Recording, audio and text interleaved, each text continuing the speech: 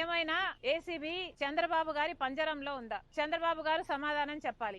ఏసీపీకి ఈ డీల్ గురించి, మన రాష్ట్రంలో జరిగిన అవినీతి గురించి, ఈ కరప్షన్ గురించి ఇన్వెస్టిగేట్ చేసే అధికారం ఉందా, లేకపోతే చంద్రబాబు గారి పంజరంలో చిక్కుకొని ఉందా? చంద్రబాబు గారు సమాధానం చెప్పాలి.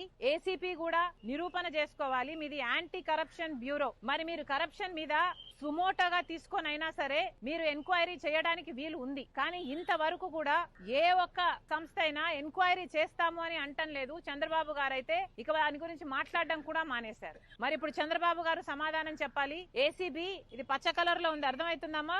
సింబాలిక్ గా ఏసీబీ టీడీపీ పంజరంలో ఉందా? ఏసీబీని విడుదల చేయండి. ఏసీబీ ఒక దర్యాప్తు సంస్థ. ఏసీబీ ప్రజల కోసం పనిచేయాలి. ప్రజల కోసం పనిచేసే ఏసీబీని తన పని చేయనిస్తే ఈ డీలుకున్న మరకని, ఈ డీల్ లో ఉన్న కరప్షన్ ని బయట పెడితే డీల్ క్యాన్సిల్ అవుతుంది. డీల్ క్యాన్సిల్ అవ్వకపోతే 25 సంవత్సరాల పాటు అధిక ధరలు, కరెంటు బిల్లుల రూపంలో ఆంధ్ర రాష్ట్ర ప్రజలు ఎక్కువ ధర చెల్లించాల్సి ఉంటుంది.